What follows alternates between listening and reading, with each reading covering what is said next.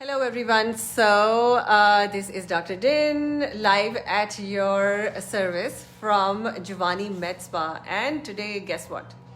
We are doing something really important, which I have been dreaming of doing this for a very long time, but things happen when they have to happen. So it is finally happening. So we have with us Kelly Plaxton, who is going to introduce herself also. But let me tell you, this is an expert that you would really like to listen, because this is somebody who knows skincare products, who knows cosmetic products. She's also a scientist. She also works at my favorite new place. So she's going to be introducing some of the products that we would love to know more about. But today, the products that we usually have, so I'll just give it away to her to introduce herself, and then some of the important questions that we should be asking. But are we? Is anyone? Not enough people are asking these questions. We are in the beauty industry, sitting on $200 billion industry, but there are not many laws that regulate it, and we don't know what's in the products that we use, that we apply to our face, that we recommend to our clients, and this is so let's talk. So Kelly, hi. Thank you so much for coming on and on a short notice and bringing all her goodies with. So tell me a little bit about you, so our clients can tell, and then also a little bit about the products.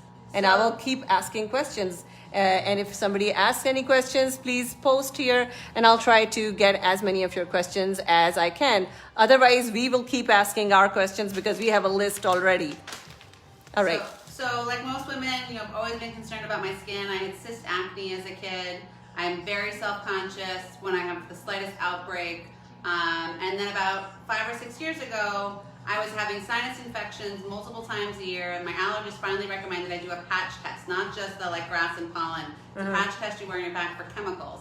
And I said, no, I'm a redhead, I'm fair-skinned, I just have issues. She's like, no, we don't just have issues because you're a redhead. So she did this patch test. It turned out I was allergic to a chemical called propylene glycol. Propylene glycol is one of the most commonly found ingredients in all of the cosmetic and skincare industry. It can be found in detergent. It can be found in face wash, makeup, you name it, it's there. And she said that not only is it the most commonly used, but it's the most commonly things we as human beings are allergic to. So it made me question, why was this being used? And I had to be on a search now for products that I was no longer allergic to, so I could stop having these little breakouts, so I could stop having these sinus infections. And it was really hard at first to find good products that didn't have propylene glycol.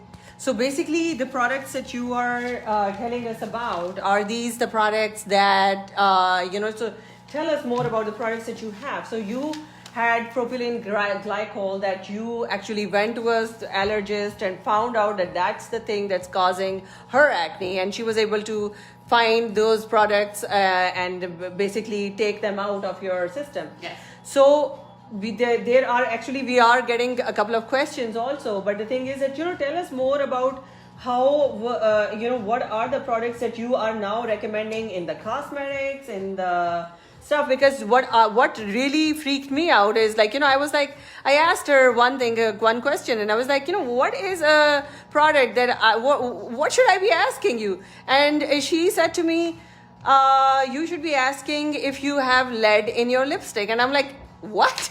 Should there be lead in my lipstick? And guess what? There is lead in our lipsticks, guys.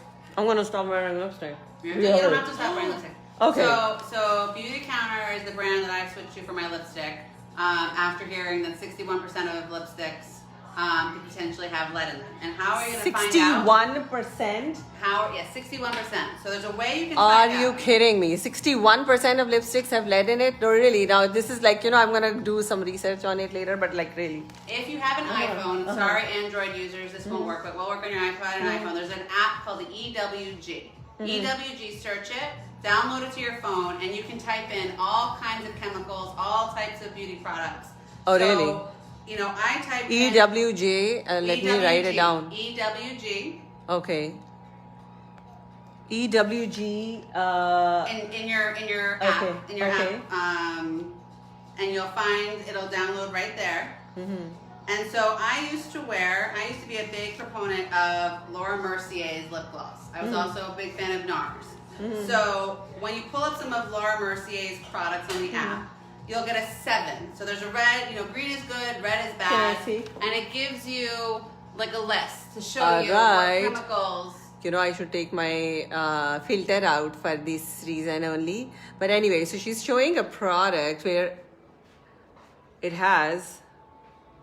So it's, so it's like a app which shows you if a product is okay to use, if it has some chemicals in it that are red, that you should not be using, or green or yellow. So you can actually find, they basically test different products, and you can find if the products are safe for you to use, especially in this day and age. So look at this. This is Laura Mercier translucent powder, and what is it? It's like, It's at a 7. So it's at a 7. 9 is the worst. So 9 is the worst, and Laura Mercier is at 7. And I've spent so much money on Laura Mercier. So that used to be my favorite brand, and there are 3 categories that I need to buy a new makeup, I guess. allergy, cancer, and developmental. Developmental being like high blood pressure, cholesterol, diabetes. Wow. So I think I'm going to be bringing her in, I guess, once a week just to go over this. you can take that app to the store and scan any barcode, and it'll tell you if it's been, what the rating is. And so she's talking about the products that you are telling us that she has found, and she actually recommends, are as a scientist and as somebody who has developed allergies to different products, to different stuff that is used in makeup products that makes you break out, that makes you age faster. So the products that we are recommending right now that do not contain some of these very harmful substances are from Beauty Counter. Everyone's soap is another one, so they have a really big thing of lotion. This is this lotion is $9.99. You can find it at Target. You can find it at Harmon. And it's free of chemicals. Oh, nice. Beauty Counter nice. also has a lotion, but it's a higher price point. I do like it more for my skin. So this is one that we all like, little self tanner. So it'll give your body a little glow. Really? And I really love that one. It goes on silky smooth, especially in the winter. We're fair. It's really nice. But I believe that's like a $20 or $25 bottle, whereas this is. Somebody is asking one question that she says, "Do Don, hi Don. I feel it's hard to find products that are recommended for brown and Asian skins." So my friend Dana, one of my friends who got me started on Beauty Counter, she is actually of African American descent. So Beauty Counter does a great job of making sure that the cosmetics range from fair to all shades of brown. They have in their tinted moisturizer all kinds of shades. She will recommend the cocoa butter line of their moisturizer. I know she also loves the moisturizer Dr.Din is holding up. I like it. She's addicted. It smells good. It smells good. And she's so addicted there to is these no lip fragrance? things. How is this? How is this fragrant without fragrance? They use all natural, like plant derivatives. Oh, really? Made in USA? Everything's Okay. And everything's in sustainable containers. Okay. So you can reuse the containers. So you can. So like right now, this is the counter time set that's in my hand. They have a lotion, they have an eye cream. So like you can tell I need more lotion. I'm almost out of it. That at night. They have a mini set for sale right now. And what's great when we can all go back to traveling is I can take a lot out of this one and put it into my mini jar and take it with me. So every time you purchase, do you purchase a jar from them? You purchase, so depending on what it is, you purchase a jar. But it is glass, so like you can't, depending on what it is, like you can reuse it. Like the deodorant, which is one of my favorites, you pay for this container once, and then you get a refill to stick in rather than Okay. get the whole plastic. So it's also environmentally friendly. More mindful. More mindful on Okay. that sense. Again, you're paying a little bit more for that first one because you get the container. And I like the fact that it's in glass because It's you know pretty to it's keep going out. to it's very very good. Okay, all right. And I really liked the shampoos. I love the shampoo and conditioner, so I'm out of the shampoo and conditioner. I'm waiting for my shipment. The silly weather across the country has delayed my shipment. So my backup shampoo to Beauty Counter is this brand called Ren Pure. It doesn't have quite as high of a safety rating. Ren Pure. I'm going to put on some of the links. You know, if you can text me, I'll tag you also, and you can add them to this video. So this one can be found again in Target, in ShopRite, in Harmon, but it's plant-based. Also with the Everyone soap, this is an all-in-one that's body wash or shampoo. It's everyone's kid soap. But they have an adult version. I just have And they have. All right. Okay. So that's kind of nice, especially for those of us that have kids. We can plant one thing in their Lavender shower. lullaby. I like that. That's my favorite scent.